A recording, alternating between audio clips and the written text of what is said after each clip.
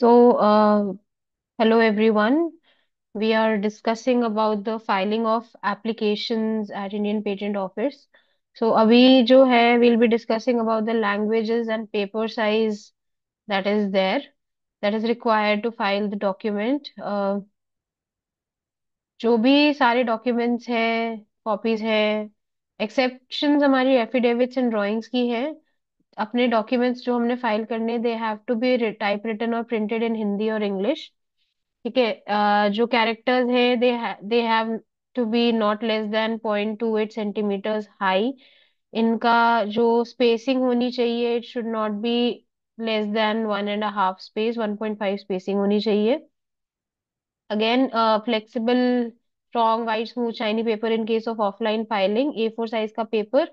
And इसका जो ये है साइज 29.7 सेंटीमीटर बाय 21 सेंटीमीटर, और margin of at least 4 centimetre on top left hand part and 3 centimetre on the bottom right side part. तो उतने तक आपने ये चीज कंसिडर करनी है. Then we have on all the bottom, ऐसे सेंटर ऑफ द शीट्स पे हमारा जो न्यूमरल्स है 1 2 3 4, वो हमारा प्रेजेंट होना चाहिए. और नंबरिंग होनी चाहिए of every fifth line on each page of the description and the claim. वो आपके जैसे ये लेफ्ट मार्जिन है हमारा, लेफ्ट मार्जिन है पूरा का पूरा, तो लेफ्ट मार्जिन के इस साइड में, राइट साइड में हमारी जो है एवरी फिफ्थ लाइन पे 5 10 15 20 25, ये हमारी मार्किंग नंबरिंग होनी चाहिए to specify the paragraph number basically. This aids in further जो ईयरिंग एक्शन होते हैं या फिर रिप्लाईज में हम रेफरेंस डालने में इजी हो जाता है, referring to para this, line this, so and so. ठीक है. Then name and address of the applicant, it has to be provided along with the nationality and for their identification. Signature जो है, it has to be legible, properly clear होना चाहिए. In case it is not legible, इसके साथ आप एक transcription में name लिख सकते हैं. It can either be in Hindi और English in block letter. So we know that the Indian patent office provides provision जहाँ पे आप हिंदी और इंग्लिश दोनों लैंग्वेजेस में फाइल कर सकते हो अपनी पेटेंट एप्लीकेशन को. अभी हम बात करते हैं सीक्वेंस लिस्टिंग की. अब सीक्वेंस लिस्टिंग किस केस में आता है? सीक्वेंस लिस्टिंग उस केस में आता है जब कोई एप्लीकेशन एक सीक्वेंस ऑफ न्यूक्लियोटाइड्स या अमीनो एसिड्स का सीक्वेंस जो है वो उसको डिस्क्लोज कर रहा है. तो जब हमारे इन्वेंशन में है ना कि कोई अमीनो एसिड का सीक्वेंस है या फिर न्यूक्लियोटाइड्स का सीक्वेंस है, उसको अगर हम डिस्क्लोज कर रहे हैं तो हमने सीक्वेंस लिस्टिंग देनी है. वो सीक्वेंस लिस्टिंग जो देनी है वो हमें देनी होती है कंप्यूटर रीडेबल टेक्स्ट फॉर्मेट में. कंप्यूटर रीडेबल टेक्स्ट फॉर्मेट में, और उसमें कोई प्रिंटेड फॉर्म में नहीं देना होता. This is the set required format जिसमें आपको सीक्वेंस की लिस्टिंग देनी है. अब न्यूक्लियोटाइड का जो सीक्वेंस है वो कैसे लिस्ट करना है आपको? एक लिस्टिंग, जो एक न्यूक्लियोटाइड का सीक्वेंस है उसका मैक्सिमम 60 बेसिस होने चाहिए एक लाइन के अंदर, 60 बेसिस में. और हर 10 बेसिस के बाद, मतलब एक 10 बेसिस का ग्रुप बनाओगे उसके बाद एक स्पेस होनी चाहिए. तो आप 10 10 करके 60 की एक लाइन होनी चाहिए. This is the format that is required in case of nucleotide basis. अब बेसिस जिनके अंदर इंट्रॉन, न्यूक्लियोटाइड बेसिस जो है सीक्वेंस का, उसमें इंट्रॉन को इंक्लूड करना है ग्रुप्स ऑफ 10 में, as we have discussed, except the coding parts. ठीक है. और जो लेफ्ट, जैसे लेट से कि मेरे 69 बेसिस का सीक्वेंस है, तो 10 10 के ग्रुप्स करके मैं 60 बेसिस तो लिख दूंगी. जो बचे हुए 9 होंगे उनको हम एंड में, नॉन कोडिंग पार्ट के एंड में एज अ ग्रुप लिख देंगे. And it has to be separate from the ones by a space. ठीक है. और जो कोडिंग पार्ट के बेसिस हैं उनको हम ट्रिपलेट्स के फॉर्म में, जैसे जेनेटिक्स में होता ही है ट्रिपलेट के फॉर्म में, जिसमें हम कोडोन्स बोलते हैं, उसके फॉर्म में आपने उसकी न्यूक्लियोटाइड सीक्वेंसिंग देनी है. अब कोई भी सीक्वेंस जो कि इलेक्ट्रिक फॉर्म में सबमिट हो रही है उसको एक ही इलेक्ट्रॉनिक फाइल में कोड करना है. अब हमारे पास ये कंपैटिबल प्रोग्राम्स हैं जो कि सॉफ्टवेयर है. ये IBM 39 code page 437, IBM code page 93240. तो जो कंपैटिबल कोड पेज है उसके अकॉर्डिंग आपको रिप्रेजेंट करनी है वो सारी सीक्वेंस लिस्टिंग. वो स्पेसिफिक वाली, उसके अंदर कोई और दूसरा कोड नहीं लिस्ट होगा, नहीं इंक्लूड होगा. ठीक है।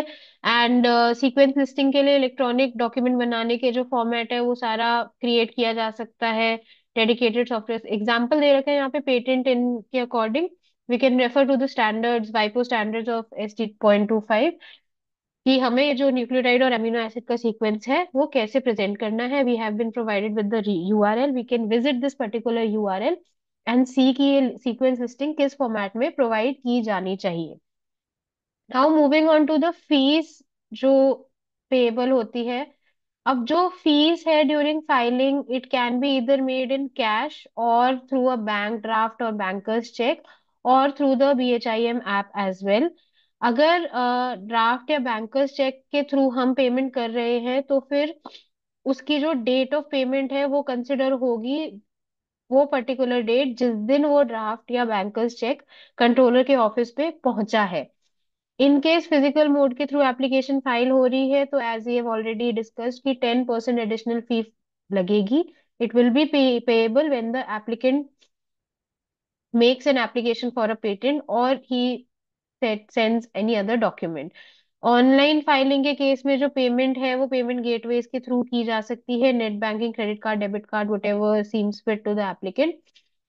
In case there's a small entity or a startup, as we have discussed, it has to be submitted along with Form 28। जो फीस है या जो भी फॉर्म जो सबमिट कर रहे हैं स्मॉल एंटिटी या स्टार्टअप उनको फॉर्म 28 उसके साथ देना ही है along with the prescribed fees। In case कोई नेचुरल पर्सन से एप्लीकेशन जो है वो फुली या पार्शली ट्रांसफर की जाती है to a person other than a natural person, तो जो डिफरेंस होगा फीस का that has to be paid by the new applicant. And ये जो रिक्वेस्ट है for transfer it has to be done in Form 6 along with Form 30। ठीक है। Same goes with कि अगर कोई एप्लीकेशन जो स्मॉल एंटिटी के द्वारा प्रोसेस की जा रही है and it is fully or partly transferred to a person other than natural person, exception being a small entity, again जो difference रहेगा if there is any difference in the scale of fee it has to be paid by the new applicant and the transfer request for transfer has to be made in Form 6 along with the Form 30। Okay. So in case application जो है वो startup ने file की है और वो again it is fully और partly transferred to a person other than the natural person या फिर किसी स्टार्टअप को ही उन्होंने ट्रांसफर किया तो जो डिफरेंस रहेगा वो न्यू एप्लीकेंट ही फाइल करेगा same with Form 6 requesting using Form 6 and Form 30। अच्छा, एक चीज है कि अगर startup ceases to be a startup by whatever reason it may be, ये reasons could be lapse from more than 7 to 10 years from the date of incorporation, any other registration, कुछ भी reason से अगर startup ceases to be a startup तो उस